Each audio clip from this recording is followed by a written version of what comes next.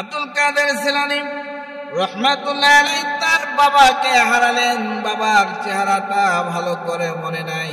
আল্লাহ পাক কষ্ট দিলেন, কারণ আব্দুল কাদের হলো, এই জিলানী রহমাতুল্লাহ আলাইহি হলো আল্লাহর বন্ধু। তেমনি ভাবে বিশ্ব নবীকে যখন এই পৃথিবীতে প্রেরণ করলেন, আল্লাহ পাক পাঠালেন মা আমিনার ঘরে। মা আমিনার ঘরে পাঠানোর আগেই আব্দুল্লাহকে পৃথিবীর জমিন থেকে উঠায় নিলেন। উঠায় নেওয়ার পরে এই সন্তানকে কে নিবে? দুধবা, ওই সময় তাদের প্রথা ছিল যে দুধবাকে এই সন্তানকে দিতে হয়। তারা লালন পালন করে, অর্থ উপার্জন করে। এটা ওই আরব কান্ট্রির একটা প্রথা। সেই প্রথা অনুযায়ী সব ধনী দুলালীদের সন্তানদেরকে বড় বড় দুধমারা তারা নিয়ে গেল। কিন্তু আল্লাহর নবী মুহাম্মদ রাসূলুল্লাহ সাল্লাল্লাহু আলাইহি সাল্লামকে নেওয়ার মতো কেউ নাই। সর্বশেষ যিনি আসলেন তিনি আম্মাজান হালিমা। তার ঘোড়াটা ছিল নরমাল, তার ঘোড়াটা খুবই দুর্বল। তিনি খাবার পায় নাই, নিজেই খাবার পায় নাই। ঘোড়াকে কি খাবার খাওয়াবেন? হাঁটি হাঁটি পা পা করে আসলেন। আসার পরে তিনি চিন্তা করলেন, আবার এই পথ ফিরে যাব। একটা সন্তান যেহেতু আছে, ইতিম সন্তান একেই নিয়ে যায়, বেশি অর্থ পাবো না, অল্প তো পাবো, এটা নিয়েই সন্তুষ্ট থাকবো। এই বলে যখন নিয়ে গেলেন, আল্লাহ সুবহানাহু ওয়া তাআলা আল্লাহর হাবিবের বরকতে, কুদরতে তার হালিমার তার বরকত আরো আল্লাহ পাক ঢেলে দিলেন। ধরে বলেন না সুবহানাল্লাহ।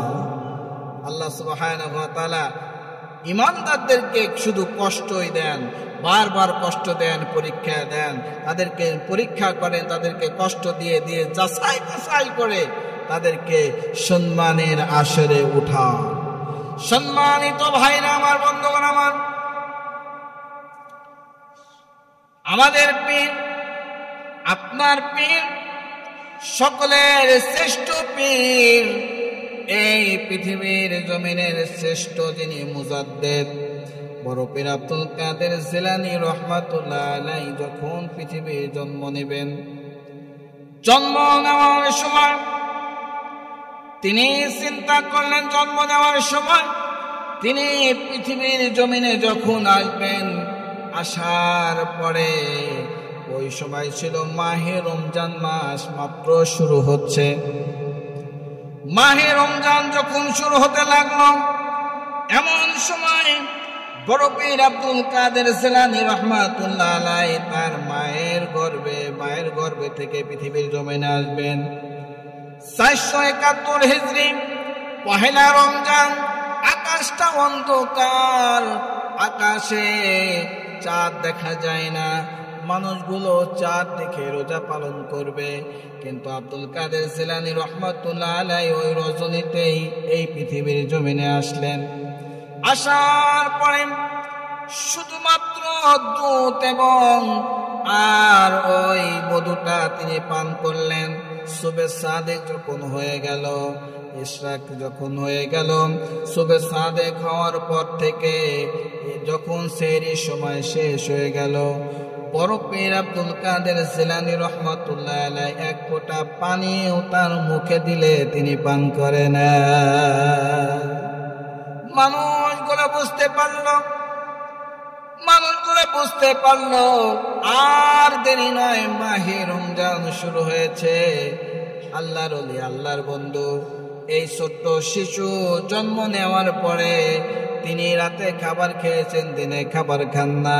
এর মানে মাহে রমজানের চাঁদ উন্নত হয়েছে, আমাদেরকে রোজা পালন করা লাগবে। সুবহানাল্লাহি বিহামদিহি। এটাই হলো সর্বপ্রথম আল্লাহ রাব্বুল আলামিন তার কুদরত তিনি দেখায় দিলেন। আল্লাহ যাকে বন্ধু হিসাবে গ্রহণ করেন, বন্ধু হিসাবে দুনিয়াতে প্রেরণ করেন, তার ছোটবেলার থেকেই, জন্ম থেকেই তার আলামত পাওয়া যায়। কথা বলেন ঠিক কিনা? বন্ধুগণ আমার, ভাইরা আমার, আব্দুল কাদের জিলানী রহমাতুল্লাহ আলাইহি লিখে গেলেন, তার কিতাবের মধ্যে লেখেন ছোট্ট মানুষ আমি, যখন ছোট বয়স আমার বন্ধুরা, আমার খেলার সাথীরা আমাকে খেলা করার জন্য ডাকে, আমাকে বারবার খেলা করার জন্য ডাক দেয়। আমি যখন খেলা করতে যাব, গায়েবী আওয়াজ চলে আসে, ডাক দেয়, বলে ও আব্দুল কাদের কোথায় যাও? খেলা করতে যাও? না না, তুমি খেলা করতে পারবো না, আসো আসো, আমি আল্লাহকে খুঁজে বের করো, আমার আল্লাহর সান্নিধ্যে তুমি চলে আসো। জোরে বলেন না সুবহানাল্লাহ। শুধু তাই নয়, তিনি যখন ঘুমাতেন, রাতের গভীর ঘুম দিয়েছেন, তখন এই গভীর ঘুমের মধ্যে কে যেন ডাকতেন। তিনি বলতেন, কে যেন আমাকে ডাকে, যে আব্দুল কাদের আজ কত ঘুমাবা, আর কত ঘুমাবা, একটু জাগো, আমি আল্লাহর কুদরতে পায়ে সেজদা দাও। সুবহানাল্লাহি বিহামদি।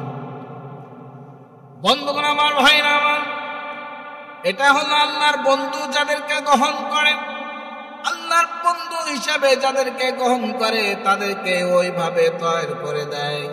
বন্ধুগণ আমার, ভাইরা আমার, যারা আল্লাহর সাথে সুসম্পর্ক, আল্লাহকে মহব্বত করে ভালোবাসে, আজান যখন হয়ে যায়, আল্লাহর ওই বান্দা আজান দেওয়ার আগের থেকেই প্রস্তুতি নেয়। কথা বলেন ঠিক আছে না নাই?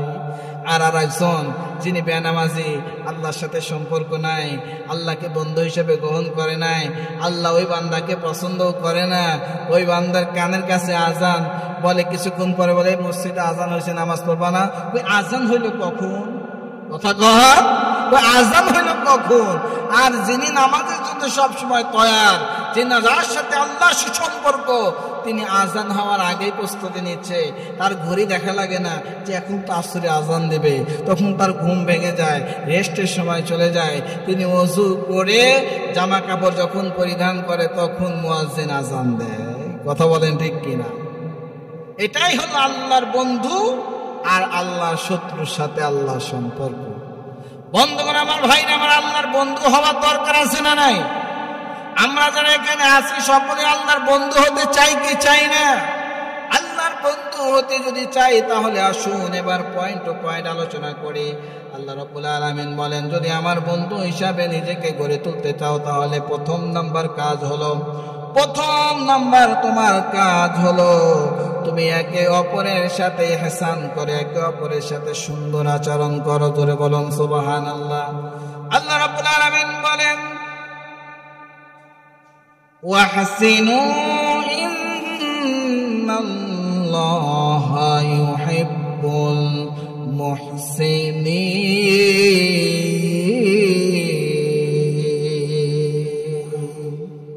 একে অপরের সাথে ইহসান করো, সুন্দর আচরণ করো, ভদ্র আচরণ করো। আল্লাহর 8টি গুণের কথা এই কুরআন কারীমের মধ্যে বলেছেন। 8টি গুণের মধ্যে হলো, আপনি যদি এই 8টি গুণ আপনার মধ্যে যদি থাকে, আপনি যদি এই 8টি গুণ নিজের মধ্যে ধারণ করতে পারেন, তাহলে আল্লাহ বলেন, আমি তোমারে বন্ধু হিসেবে গ্রহণ করে নেই। সুবহানাল্লাহ। বন্ধুগণ আমার, ভাইরা আমার, প্রথম নাম্বার পয়েন্ট হলো ইহসান করা। শত্রু ভাবাপন্ন আচরণ করা যাবে না, একে অপরের সাথে শত্রু মনে করা যাবে না, হিংসা বিদ্বেষ থাকা যাবে না, একে অপরের প্রতি সহানুভূতি, ইহসান আচরণ করতে হবে। ভাই ভাইয়ের সম্পত্তি ইহসান আচরণ করতে হবে, ভাই বোনের সম্পত্তিতে ইহসান আচরণ করতে হবে, সুন্দর আচরণ করে বন্টন করে দিতে হবে। প্রতিবেশীর সাথে সুন্দর আচরণের মধ্য দিয়ে আপনার জুলুম হচ্ছে, সুন্দর করে তাকে বলে ইহসান আচরণ করতে হবে। একটু ত্রুটি বিচ্যুতি হওয়ার পরেও যদি আপনি হাড্ডাং মাড্ডাং মারামারি পস্তাপস্তি খুন খারাপি করা যাবে না। ইহসান আচরণ করতে হবে, নরম আচরণ করতে হবে। বন্ধুগণ আমার, ভাইরা আমার, আমরা বাংলাদেশের মানুষ, আমার বুঝে আসে না কোন চালের ভাত খাই মাথা গরম। আমরা কোন চালের স্বাদ দিয়ে এই চাউল খাওয়ার কারণে আমাদের সকলেরই মাথা গরম। অল্পতেই রেগে যাই, অল্পতেই খুন করতে চাই, মেরে ফেলতে চাই, অল্পতেই জেল জরিমানা মামলা হামলা দিতে চাই, যার কারণে আজকে বাংলাদেশ আর বাংলাদেশ নাই, বাংলাদেশ জাহান্নামের একটি টুকরা হয়ে গিয়েছে। কোথাও কোনো শান্তি নাই। মহল্লায় মহল্লায় মারামারি, মসজিদ নিয়ে মারামারি, মাদ্রাসা নিয়ে মারামারি, কবরস্থান নিয়ে মারামারি, প্রত্যেকটা ভালো কাজ নিয়ে মারামারি, খারাপ কাজে তো শেষই নাই। কারণ হলো আল্লাহ বলেন আমি বন্ধু হিসাবে গ্রহণ করি, তোমাকে 8টি গুণে গুণান্বিত হতে হবে। তার মধ্যে প্রথম নাম্বার গুণ হলো ইহসানকারী হতে হবে। বন্ধুরে আমার, ভাইরা আমার, ইহসান কাকে বলেন? ইহসান কাকে বলেন? একজন চোর গেছে চুরি করার জন্য। চোরটা বড় ইমানদার, ক্ষুধার যন্ত্রণায় চুরি করার জন্য গিয়েছে। ক্ষুধার যন্ত্রণায় চুরি করার জন্য যখন এক বাড়িতে ঢুকলো, চুরি করতেছে, এমন সময় মনে পড়লে আরে আমি তো চুরি করি, এটা তো হিন্দু বাড়ি, এটা উলুলুলো দেয়, এখানে তো চুরি করা যাবে না, এটা তো আমার হারাম হবে, এমনি তো চুরি করা অপরাধ, ক্ষুধার যন্ত্রণায় চুরি করতেছি, তার মধ্যে আসছে হিন্দু বাড়ি, না এই হিন্দুর বাড়ি তা আমি খাবো না। চুরি করা বাদ দিয়ে এবার চলে আসছে। এবার আবার চুরি করার জন্য ওই রাতে, ক্ষুধার যন্ত্রণা তো সহ্য হয় না, সারাদিন ঘুরে ফিরে ইনকামের ব্যবস্থা নাই, এবার চুরি করার জন্য গেছে, তারপরে দেখে এটা খ্রিস্টানের বাড়ি।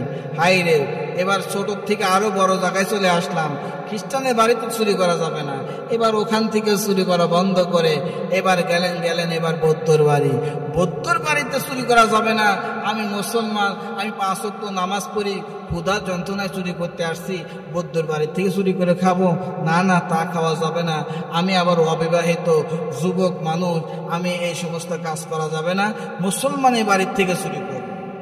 এইবার হাঁটি পা করে গেলেন মুসলমানের বাড়িতে, চুরি করলেন। মুসলমানের বাড়িতে রাত যখন শেষ হয়ে গিয়েছে, চুরি করতেছেন, দোতলা ঘরে চুরি করতেছেন, এমন সময় আজান দিয়ে ফেলেছে মুয়াজ্জিন। এবার চিন্তা করলো হাই রে, আমি তো মুসলমান ইমানদার, কোনোদিন তো নামাজ কামাই দেই না, কোনোদিন নামাজ কাজাও করি না, আজকে চুরি করতে এসে কি নামাজ কাজা করব, আগে নামাজ পড়ে নেই তারপরে চুরি করব। এইবার চোর বেটা এবার আল্লাহু আকবার বলে আজান শুরু করে দিয়েছেন। ঘরের মালিক ঘুম থেকে জায়গা উঠছে, কে রে, আমার বাড়িতে আবার মসজিদ হলো কবে, আজান দিচ্ছে কে রে, আমার বাড়িতে আজান দিচ্ছে কে?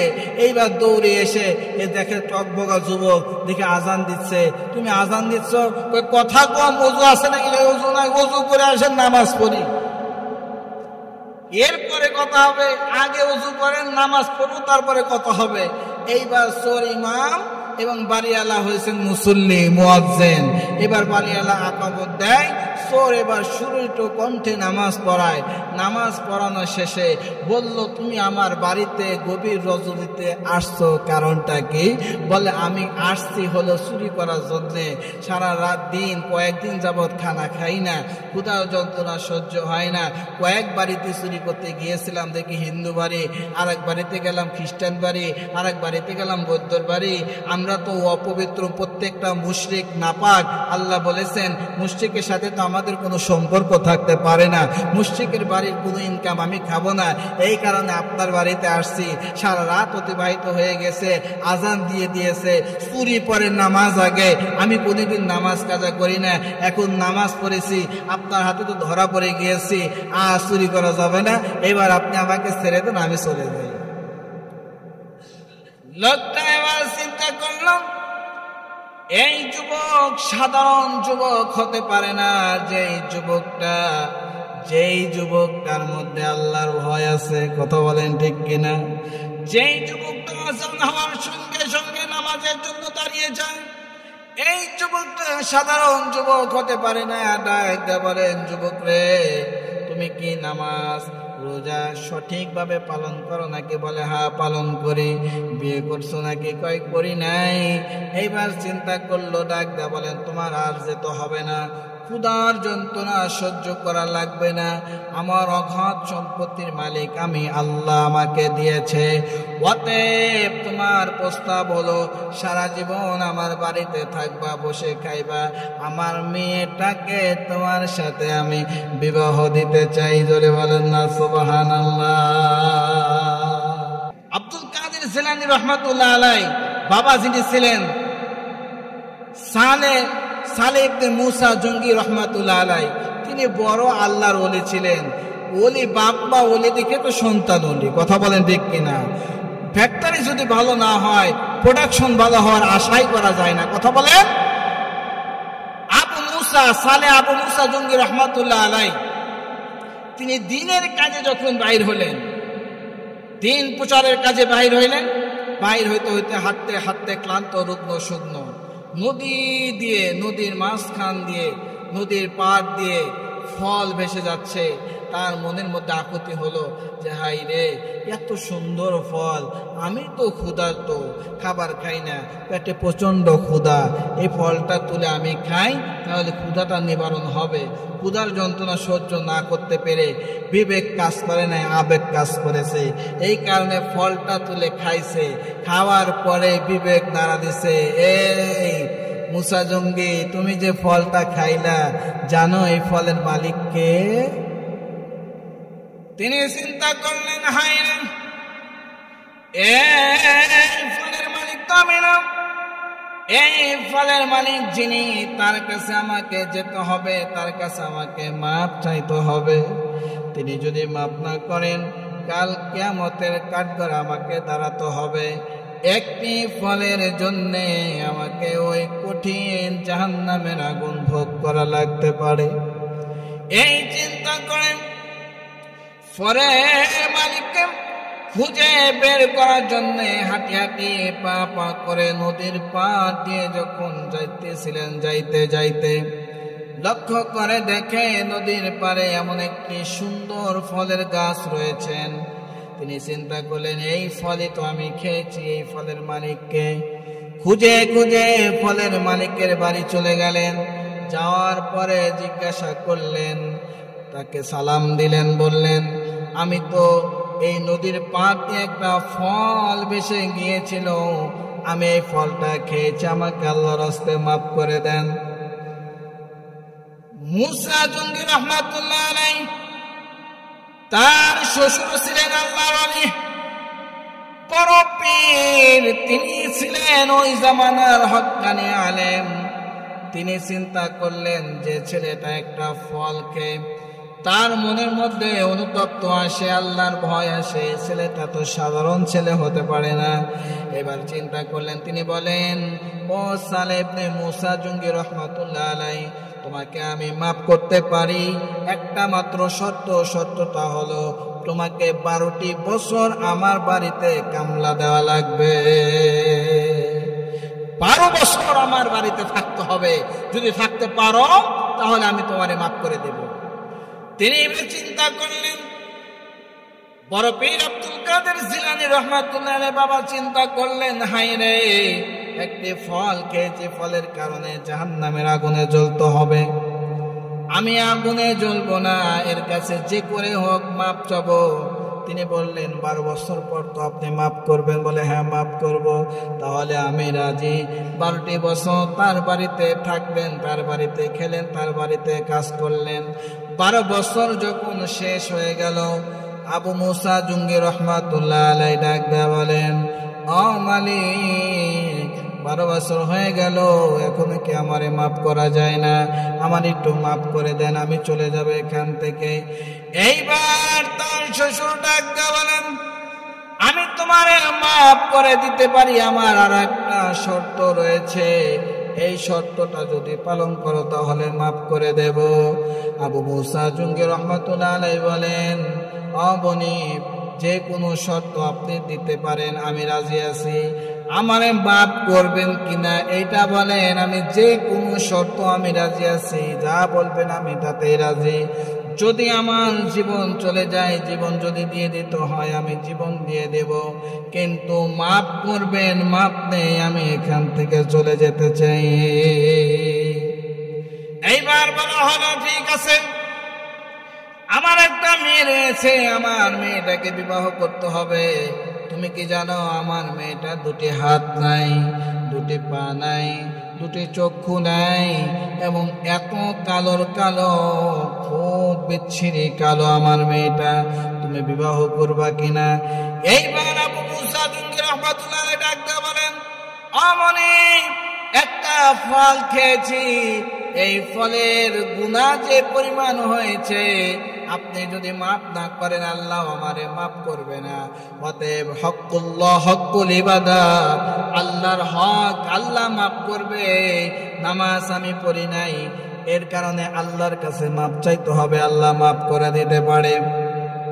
রোজা পালন করি নাই, রোজা আমার উপরে ফরজ ছিল কিন্তু রোজা পালন করি নাই, আল্লাহর কাছে মাফ চাইলে মাফ করে দিতে পারে। এটা হকুল্লাহ, আল্লাহর হক ছিল।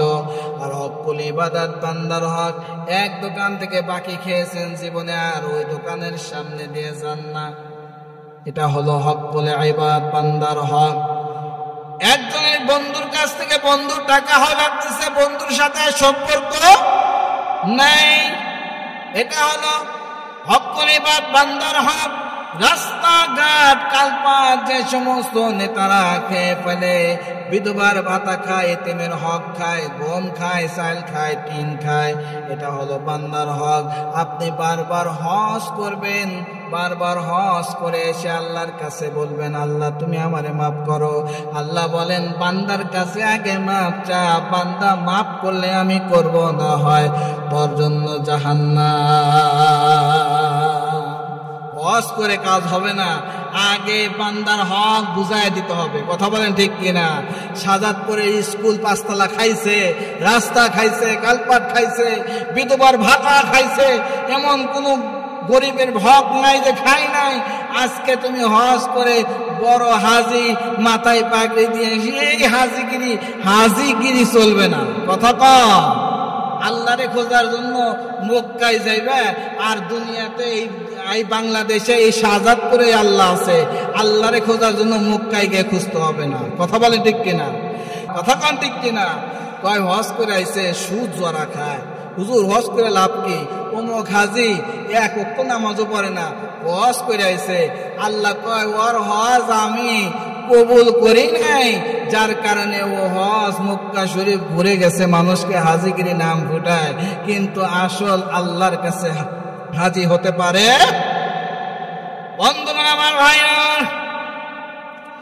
মুসা জঙ্গি রহমাতুল্লাহ তিনি বলেন ও মনিব, আমি যে অন্যায় করেছি, যে ফলটা খেয়ে অন্যায় করেছি, আপনি যদি মাফ করতে গিয়ে এর সে কঠিন থেকে কঠিনতম অসুখ বিসুখ হলা, ঘরে পতিতা হলা, ঘরে পরিহিত অবস্থায় যদি তাকে এরকম মেয়েও যদি বিয়ে দেন, যদি বিয়ে করলে আপনি মাফ করেন, আমি রাজি আছি।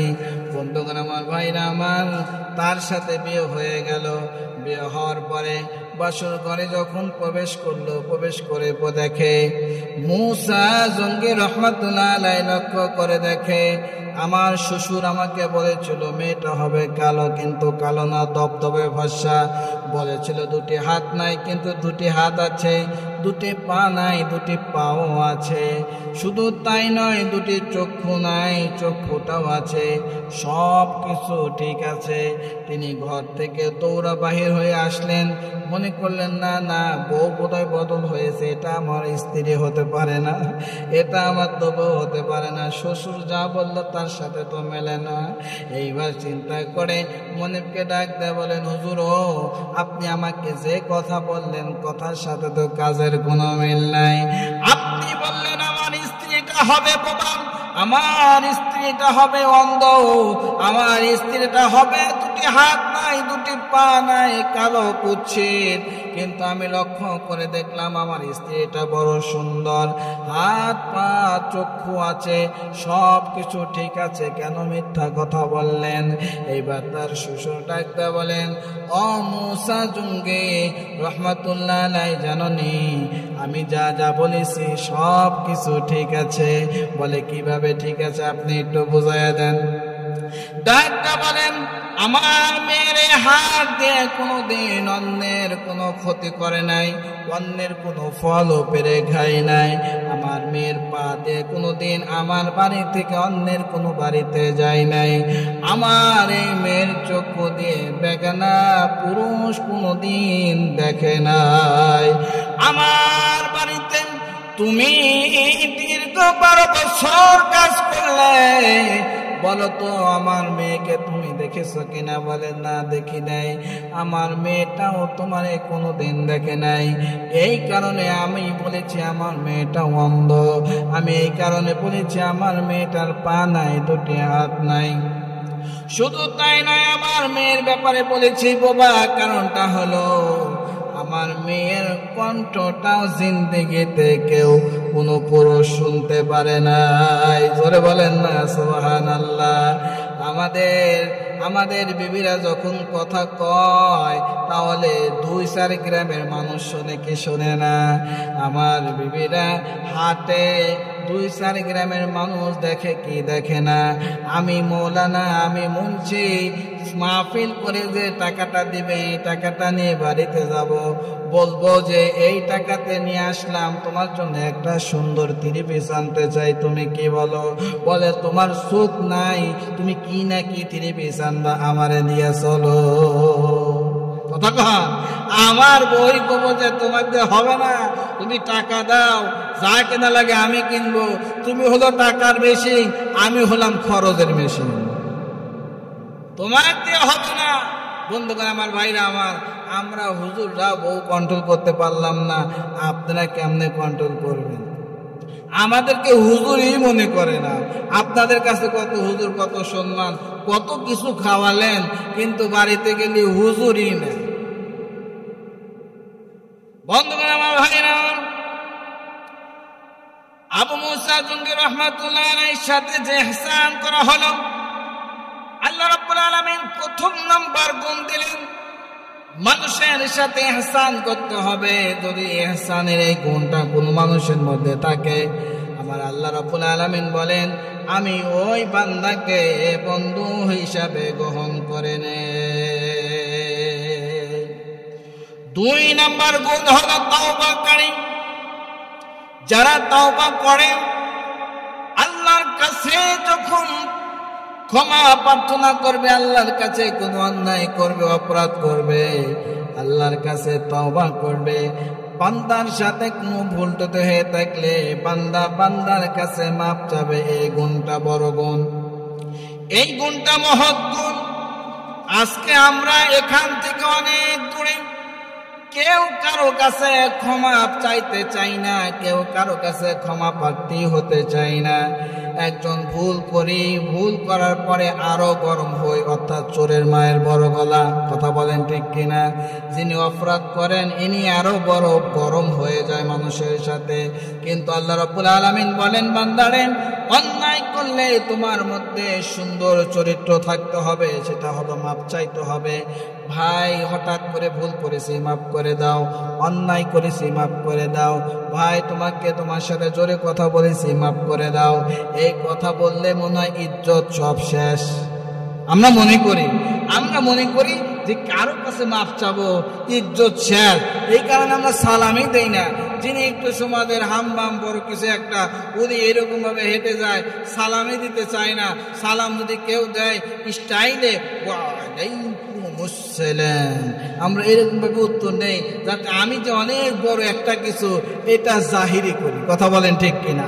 আমার যে অনেক টাকা আছে সমাজে, আমি একটা হাম, এটা প্রমাণ করে দেই যে দেখো আমি কত বড় পাওয়ারের লোক, আমাকে সবাই সালাম দেয়, আমি কাউরে সালাম দেই না। এটা হলো অহংকারী লক্ষণ। আল্লাহ রাব্বুল আলামিন যিনি সালাম দেয় তার অহংকার মুক্ত করে দেয়, সুবহানাল্লাহ। এবং সালাম দেওয়ার সঙ্গে সঙ্গে আল্লাহ রাব্বুল আলামিন তার আমলনামায় 90টি নেকি তার আমলনামায় লিখে দেয়, সুবহানাল্লাহ। আর যিনি মানুষের কাছে মাপ চায়, আল্লাহ তাআলা বলেন ওকে আমি বন্ধু হিসাবে গ্রহণ করে নেই, সুবহানাল্লাহি বিহামদিহি। তাহলে মাপ চাওয়ার দরকার আছে না নাই? যখন আল্লাহর হুকুম অমান্য করব, আল্লাহর হুকুম অমান্য করার কারণে আল্লাহর কাছে গভীর রজনীতে অনুতপ্ত হব, আল্লাহর কাছে 2টি হাত তুলে বলবো, আল্লাহ কি অন্যায় করেছি, অপরাধ করেছি, না বুঝে করেছি, শয়তানের কুফে পড়ে করেছি, আল্লাহ তুমি আমারে মাফ করে দাও। আল্লাহর কাছে মাপ চাওয়া দরকার আছে না নাই? আল্লাহ বলেন, বান্দা যখন আমি আল্লাহর কাছে মাপ চাই, আমি আল্লাহ তাআলা বড় খুশি হয়ে যাই, বড় আনন্দিত হই, আমি আল্লাহ তাআলা বান্দাকে মাপ করে দেই। আমি কি পাপ করেছি হায়, আমার পাপের করলে বিচার, বাঁচার আমার নাই উপায়। দয়াময় তুমি মাফ করো আমায়, মাফ করো আমায়। আমি কি পাপ করেছি হায়, আমার পাপের করলে বিচার, বাঁচার আমার নাই উপায়। দয়াময় তুমি মাফ করো আমায়, মাফ করো আমায়। জেনে না জেনে কত যে আমি করেছি পাপ, কতবার যে করেছি তওবা, কতবার অনুতাপ। জেনে না জেনে কত যে আমি করেছি পাপ, কতবার যে করেছি তওবা, কতবার অনুতাপ। দুদিনে আবার সব ভুলে গিয়ে মুঝে গেছি দুনিয়ায়, মাফ করো আমায়। আমি কি পাপ করেছি হায়, আমার পাপের করলে বিচার, বাঁচার আমার নাই উপায়। দয়াময় তুমি মাফ করো আমায়, মাফ করো আমায়। জোরে বলুন আল্লাহু আকবার। ইব্রাহিম বিন আদহাম রহমাতুল্লাহ আলাইহি তিনি মক্কা নগরীতে আসলেন। মক্কা নগরীতে আসার পর তার মনটা চায় যে একটু মায়ার নবীরে দেখি, একটু মায়ার নবীর রওজাটা জিয়ারত করি, একটু মায়ার নবীজির রওজায় যদি জিয়ারত করতে পারি তাহলে মনটা শীতল হয়ে যাবে। এই কারণে ইব্রাহিম বিন আদহাম হাঁটি হাঁটি পা পা করে, ওই সময় তো গাড়ি গুড়ির ব্যবস্থা ছিল না, তিনি পায়ে হাঁটতে হাঁটতে হাঁটতে হাঁটতে মদিনা শরীফে চলে আসলেন। মদিনা শরীফে আসার পর নবীর চরণে দুটি চক্ষু মেলে, দুটি চক্ষু দিয়ে ঝরঝর করে পানি ছেড়ে কাঁদলেন। নবীর চরণেতে সারা জীবন আমি থাকব। নবী, সবাই বলেন, নবীর চরণেতে সারা জীবন আমি থাকব। ভালোবেসে নবীজিকে হৃদয় মাঝে ধরে রাখব। নবীর চরণেতে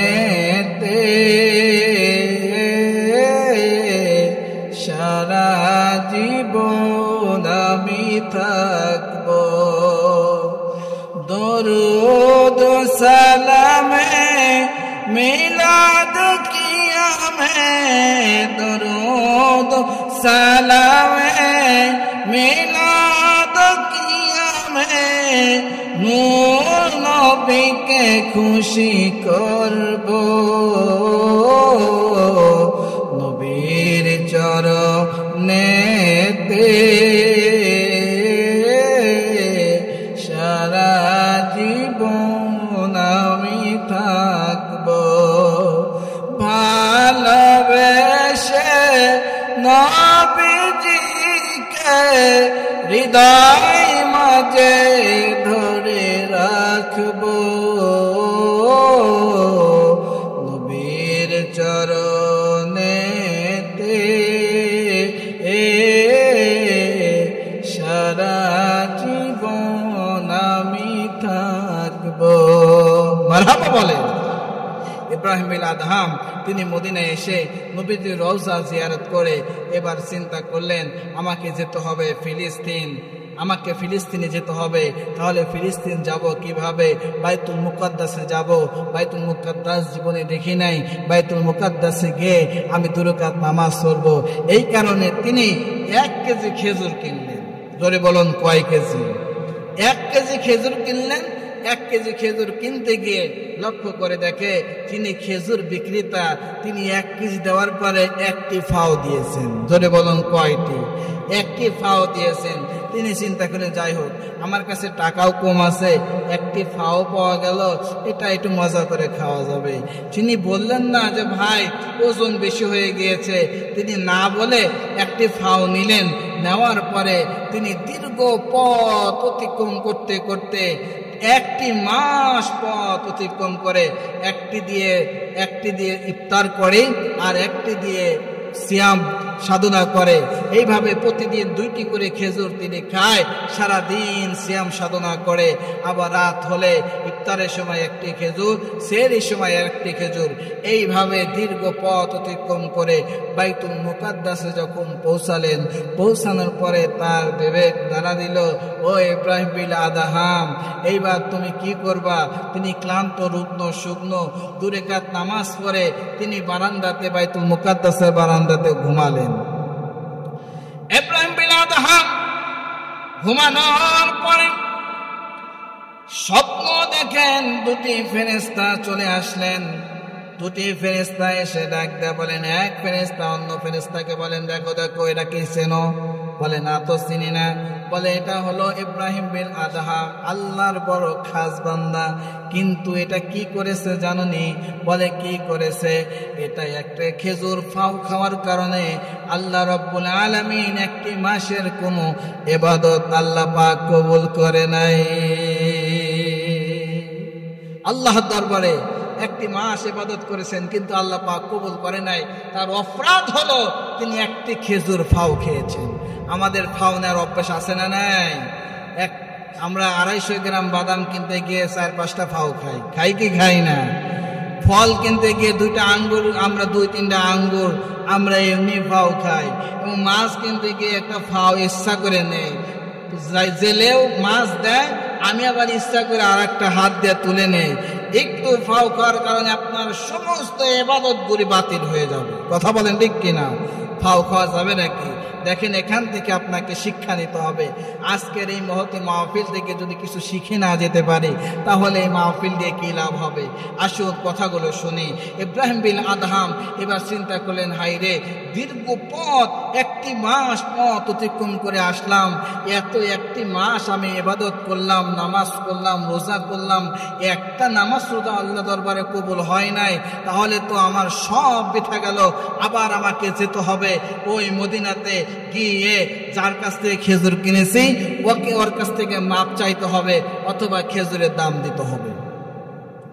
তিনি দীর্ঘ পথ অতিক্রম করেন, ঘুম থেকে জাগনা পেন, আবার হাঁটি হাঁটি পা পা করে যখন মদিনায় চলে আসলেন, মদিনায় আসতে আর 1টি মাস সময় তার লেগে গেল। 2টি মাস অতিবাহিত হয়ে গেল। আসার পর দেখলেন, খেজুরের কাছে গেলেন, লক্ষ্য করে দেখে ওই খেজুর আর নাই। একটা টকবগে যুবক খেজুর বিক্রি করতেছেন। ডাকলে বলেন, ও যুবক, এখানে একজন বৃদ্ধ, খনখনে বৃদ্ধ লোক খেজুর বিক্রি করতো, ওকে তুমি দেখছো নাকি? এইবার যুবকটা ডাকতে বলেন, হুজুর, ওই বৃদ্ধ লোকটা ছিল আমার বাবা। দীর্ঘদিন যাব খেজুর বিক্রি করতে করতে বৃদ্ধ হয়ে গিয়েছে। আমার বাবা আল্লাহটাকে সারা দিয়ে চলে গিয়েছেন, পৃথিবীর মায়া ছেড়ে চলে গিয়েছেন। এখন আমি খেজুর বিক্রি করি। ইব্রাহিম বিন আদহাম ডাকতে বলেন, ও বাবা, ও যুবক, আমি তোমার বাবার কাছ থেকে 1 কেজি খেজুর কিনেছিলাম। 1 কেজি খেজুর কেনার পরে একটি খেজুর ফাও নিয়েছিলাম, আজকে আসছি ওই ফাও খেজুরের দাম দেওয়ার জন্যে। এবার ডাকদা বলেন, কার কাছে দাম দিবেন? আমার বাবা তো ওই পৃথিবীর জমিনে নাই। এইবার ডাকদা বলেন, ওয়ারিশ সূত্রে তো তুমি তার ওয়ারিশ, তুমি খেজুরের দাম নাও অথবা মাফ করে দাও। এইবার ডাকদা বলেন, যুবক বললেন, ও হুজুর ইব্রাহিম বিন আদহাম, আমার বাবা ছিল একজন, কিন্তু আমার বাবার ওয়ারিশ হলো 3 জন। আমি একা একা এই খেজুরের মাপ নিলে তো হবে না, তাদের কাছ থেকে আপনার মাপ নিতে হবে। আমি আমার ভাগটা ছেড়ে দিলাম, আপনাকে মাপ করে দিলাম, কিন্তু আমার মা রয়েছে, আমার বোন রয়েছে, তাদের কাছ থেকে আপনাকে মাপ নিতে হবে। ইব্রাহিম বিন আদহাম ডাকতে বলেন, যুবক চলো যাই, তোমার মার কাছে আমাকে নিয়ে চলো, চলো যাই তাড়াতাড়ি, আর করো না দেরি। হাঁটে হাঁটে পা পা করে যখন চলে গেলেন, পর্দার আড়াল থেকে সালাম বিনিময় হয়ে গেল। ইব্রাহিম বিন আদহাম মাকে ডাকতে বলেন, মারে, এবার আমি তোমার স্বামীর কাছ থেকে খেজুর কিনেছিলাম, খেজুর কেনার পরে একটি খেজুর বেশি নিয়েছিলাম, ওই খেজুরের কারণে আমার 2 মাস যাবত ইবাদত বন্দেগী কবুল হয় না। তোমার ছেলের কাছে চেয়েছিলাম, মাপ চেয়েছিলাম, তোমার ছেলে মাফ করে দিয়েছেন, কিন্তু আরো 2টি ওয়ারিশ রয়েছে, তুমি রয়েছে আর তোমার মেয়ে রয়েছে, তুমি আমারে আল্লাহর রাস্তায় মাফ করে দাও। এইবার বৃদ্ধ মহিলা বলেন, ঠিক আছে, আমি মাফ করে দিলাম। আমি মাফ করে দিলেও হবে না, কিন্তু আমার একটা মেয়ে রয়েছে, মেয়ের কাছ থেকে মাফ নিতে হবে। কোথায় তোমার মেয়ে? ডাক দেয়া বললেন, আমার মেয়ের বিয়ে হয়ে গিয়েছে, এখান থেকে অনেক দূরে আমার মেয়ে বসবাস করে। এবার ইব্রাহিম বিন আদহাম বললেন, ঠিক আছে, চলো, আমাকে ওখানে নিয়ে চলো। আমি একটি খেজুরের জন্য আমার ইবাদত বন্দেগী কবুল হয় না, আমাকে তো মাপ চাইতেই হবে। হাঁটি হাঁটি পা পা করে ওই খেজুর আল্লাহর মেয়ের কাছে যখন নিয়ে যাওয়া হলো, মেয়েকে ডাক দেয়া বলেন, বল, আমি তোমার বাবার কাছ থেকে একটি খেজুর 1 কেজি খেজুর ক্রয় করেছিলাম, একটি খেজুর পাও নিয়েছিলাম, যার কারণে 2 মাস যাবত আমার ইবাদত বন্দেগী কবুল হয় না, তুমি কি আমারে মাফ করে দিতে পারবা না? এইবার ডাক দেয়া বলেন, আমি মাফ করব কেমনে? আমি তো পরাধীন, আমার স্বামী রয়েছেন, স্বামীর অনুমতি ছাড়া তো আমি মাফ করতে পারি না, আমার স্বামীর কাছ থেকে অনুমতি নিতে হবে। আমার স্বামী যদি অনুমতি দেয় তাহলে আমি মাফ করে দিতে পারি।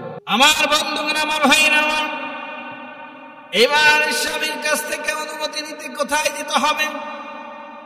ডাকটা বলেন, পাহাড়ের পাদদেশে, অনেক দূরে পাহাড়ের পাদদেশে আমার স্বামী, তিনি কাজ করেন, তিনি মাটি খনন করেন, তিনি পাথরগুলি ভেঙে ভেঙে সেই পাথরগুলি বাজারে বিক্রি করেন। যান যান, সেখানে যান, আমার স্বামীর কাছ থেকে অনুমতি নিয়ে আসেন। ইব্রাহিম বিন আদহাম হাঁটি হাঁটি পা পা করে তার স্বামীকে খুঁজে বের করলেন। খুঁজে বের করে যখন সমস্ত ঘটনাটা খুলে বললেন, স্বামী অনুমতি দিলেন। অনুমতি নিয়ে আবার ওই মহিলার বাড়িতে আসলেন। মহিলাকে ডাক দেয়া বলে, স্বামী অনুমতি দিয়েছে। মহিলা বলেন, আমি মাফ করে দিলাম, দাবি দোয়া ছেড়ে দিলাম। বন্ধুগণ, আমার ভাইরা, আমার আল্লাহর শুকরিয়া আদায় করলেন। আল্লাহ রে তরত পাখা ডাক দিলেন, আল্লাহ গো, তুমি কি আমার ইবাদত বন্দেগী কবুল করবে? আল্লাহ রাব্বুল আলামিন বড় খুশি হয়, বড় আনন্দিত হয়ে গেলেন। আনন্দিত হওয়ার কারণে 2 মাস যাবত ইবাদত বন্দেগী কবুল হয় নাই। এই তওবা করার কারণে আল্লাহ রাব্বুল আলামিন সমস্ত ইবাদত বন্দেগী তার আমলনামায় লিখে দেয়। তাহলে আল্লাহর কাছে তওবা করার আমাদের দরকার আছে না নাই? যখনই ভুল করব, অন্যায় করব, আল্লাহর কাছে মাপ চাওয়া দরকার আছে না নাই? আর এখান থেকে আরেকটা শিক্ষা হলো, আমরা ফাও খাওয়ার চেষ্টা করব, মাগনা খাওয়ার চেষ্টা করব। কোম্পানি যখন ফ্রি দেয়, ফ্রির ঔষধ উঠায় নেয়, কথা বলেন ঠিক কিনা? 1 কেজি সাবানের সাথে একটি বালতি ফ্রি। সাবানের দাম কত? 200 টাকা, কথা বলেন ঠিক কিনা? 1 কেজি সাবান বাজারে পাওয়া যায় 100 টাকা বা 120 টাকা। বালতি ফ্রি দেওয়ার কারণে 200 টাকা হয়ে গেল। ফ্রি পেয়ে খুব খুশি বাড়িতে নিয়ে আসলেন, বলে এই সাবানই তো ভালো, এখন গেদার বাপটা সাবান আনছে, এত সুন্দর সাবান, সাথে বালতিও ফ্রি, কিন্তু বালতির দাম কিন্তু কোম্পানি রেখে দিয়েছে। সেই জন্য ফাও নেওয়ার চেষ্টা করবেন না, যেটা আপনি প্রাপ্য, যেটা আপনার আসল, এই আসলটা নিয়ে সন্তুষ্ট থাকবেন। এই আসলটা নিয়ে যিনি সন্তুষ্ট থাকলে তিনি খুশি হন, তিনি কে? 3 নম্বর পয়েন্ট, আল্লাহ রাব্বুল আলামিন বান্দার ব্যাপারে বললেন, বান্দারে তুমি যদি 3 নম্বর আমল তুমি তোমার জীবন দশায় করে যেতে পারো, তাহলে আমি আল্লাহ রাব্বুল আলামিন তোমাকে বন্ধু হিসেবে গ্রহণ করে নেই। 3 নম্বর আমল হলো, বিপদ আপদ বালা মুসিবত যাই আসুক না কেন, সব কিছুর মধ্যে আল্লাহর উপর তাওয়াক্কুল করতে হবে। আল্লাহ রাব্বুল আলামিন বলেন, ফাতাওয়াক্কাল আলাল্লাহ ইন্নাল্লাহা ইউহিব্বুল মুতাওয়াক্কিলিন। আল্লাহু আকবার। সব কিছুর মধ্যে তাওয়াক্কুল করতে হবে। বড় পীর আব্দুল কাদের জিলানী রাহমাতুল্লাহ আলাইহি বাবা হারালেন, কিন্তু তাওয়াক্কুল হারান নাই। 4 বছর বয়স যখন উপনীত হয়ে গেল, মা তাকে হাঁটি হাঁটি পা পা করে মক্তবে নিয়ে গেলেন। মক্তবে নিয়ে যাওয়ার পরে তাকে মক্তবে ভর্তি করে দিলেন। ভর্তি করার পরে ওস্তাদ যখন তাকে শিখালেন আলিফ, তিনি বলেন, আলিফ কেন পড়বো? আলিফের তো কোনো মানে নাই, কোনো অর্থ নাই, যার অর্থ নাই এটা তো আমি পড়তে পারবো না। ওস্তাদ এবার ডাকতে বলেন, তাহলে তুমি তোমার মতো করে পড়ো। এইবার আব্দুল কাদের জিলানী রাহমাতুল্লাহ আলাইহি আলিফ মিম আলিফ লাম মিম বলে একে একে পড়তে পড়তে 18 পারা তেলাওয়াত করে ফেললেন। সুবহানাল্লাহ বলেন। 18 পারা যখন তেলাওয়াত হয়ে গেল, ওস্তাদ এবার বিস্মিত হয়ে গেলেন, ভয় পেয়ে গেলেন। কারণটা কি? এটা মানুষ না জিন? কিভাবে সম্ভব? ছোট একটা বাচ্চা, বয়স হলো 4, 18 পারা কোরআন কারীম তেলাওয়াত করলেন। এবার ভয় পেয়ে চলে গেলেন। ছাত্ররা ডাকদা বলে, হুজুর কেন ভয় পান? চলে যান তার মায়ের কাছে, এর রহস্য আপনি তার মায়ের কাছে গেলেই পাবেন। হাঁটি হাঁটি পা পা করে আব্দুল কাদের জিলানী রাহমাতুল্লাহ আলাইহির মায়ের কাছে গিয়ে ডাক দিয়ে বলা হলো, মা জননী, তোমার সন্তান কোথায় লেখাপড়া করিয়েছ? আগে বলে কোনো জায়গায় করাই নাই, এই প্রথম আপনার মাদ্রাসায় দিয়েছি। এই প্রথম যদি মাদ্রাসায় দাও তাহলে আমি আলিফ শিক্ষা দিলাম, কিন্তু তোমার ছেলেটা আলিফ লাম মিম থেকে শুরু করে 18 পারা কেমনে তেলাওয়াত করলো? এইবার আব্দুল কাদের জিলানী রাহমাতুল্লাহ আলাইহি মা ডাকতে বলেন, ও হুজুর, আমি জানি না, তবে আমার মনে পড়ে আমার সন্তান যখন আমার গর্ভে ছিল আমি কোনদিন নামাজ কাজা করি নাই, আমি কোনদিন রোজা ভঙ্গ করি নাই। শুধু তাই নয়, আমি বারবার কোরআন কারীমের তেলাওয়াত করেছি, কোরআন কারীমের তেলাওয়াত করেছি, বেশি বেশি কোরআনের তেলাওয়াত করেছি। কারণ হলো, প্রমাণ হলো, 6 মাস যখন বাচ্চার বয়স হয়ে যায়, বাচ্চার বয়স যখন পেটে 6 মাস হয়ে যায়, ওই সময় বাচ্চাটা দুনিয়ার সব কিছু শোনার ক্ষমতা আল্লাহ পাক দিয়ে দেয়। ধরে বলেন সুবহানাল্লাহ। আর আমাদের মায়েরা যখনই বয়স যত বাড়ে তখন ডাক্তার প্রেসক্রাইব করে যে না, একে দিয়ে কোনো কাজ করানো যাবে না, একে বেড টেস্ট দিতে হবে। এখন বেড টেস্ট পায়া আমার মা বোনেরা সব সময় টেলিভিশন দেখে আর মোবাইলে গুতাগুতি করে। কথা বলেন ঠিক কিনা? এত ঠেলাঠেলি করে। এখন ওই ছেলেটা জন্ম নেওয়ার পর হয় ডিজিটাল পোলা, কথা কন, ডিজিটাল পোলা হয়ে যায়। ওই পোলার সাধারণ পোলা থাকে না, কারণ পিতা মাতাই হলো সন্তানের জন্য একটা রাহাবার। প্রত্যেকটা সন্তান দ্বীনি স্থানে জন্মগ্রহণ করেন, ইসলামের উপরে জন্মগ্রহণ করেন, কিন্তু পিতামাতা তাকে ইহুদি বানায়, খ্রিস্টান বানায়, নাসারা বানায়, নাসারো বানায়, এই পিতামাতা তাকে গাজারো বানায়, চাষারো বানায়, সব কিছু দায়বদ্ধ পিতামাতা। কথা বলেন ঠিক কিনা? আর আমরা আমাদের যুগে সন্তানগুলি যত ডিজিটাল হয়, বলে আমরা অত খুশি হয়ে যাই যে আমার মেয়েটা সেই রকম ড্যান্স জানে। হুজুর, যা ড্যান্স দেয় না, ছোট হলে কি সব জানে, আর কমপক্ষে 10 থেকে 15টা গান মুখস্থ আমার মেয়েটা। খুব ভালো, এত সুন্দর শোনা যায়।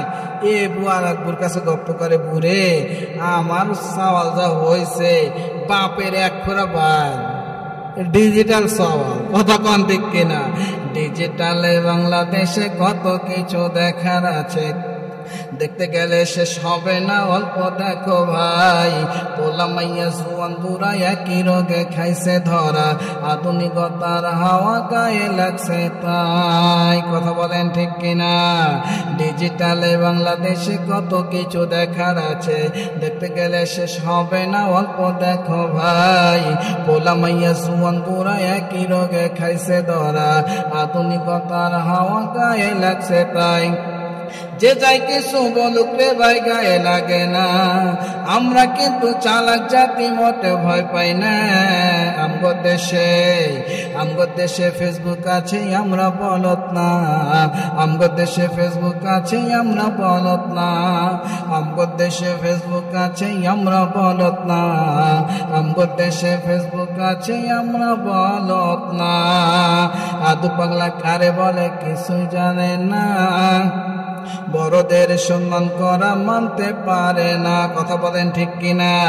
একজন একাধিক আইডি চালাই ভাই, এক আইডি নাম কত প্রকার তার জানা নাই। জুয়ান মরদ পোলা সাজে ফেসবুকেতে যাইয়া, মাইয়ারা সব পোলা হয়েছে ফেসবুক পাইয়া। একই আজব জামানাতে আমরা পড়লাম ভাই, কোনটা ছেলে কোনটা মেয়ে সেনার উপায় নাই। এসব একই ফেসবুক দিছে, আর কেউ দেবে না। আমগো দেশে ফেসবুক আছে, আমরা বলত না। আমগো দেশে ফেসবুক আছে, আমরা বলত না। কথা বলেন ঠিক কিনা?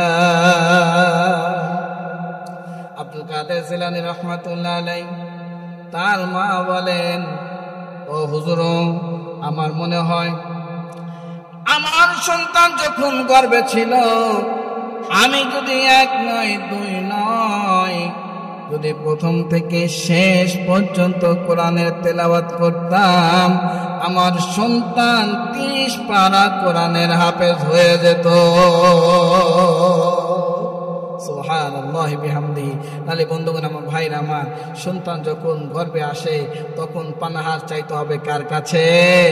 নেক আমল বেশি বেশি করতে হবে। কথা বলেন ঠিক কিনা?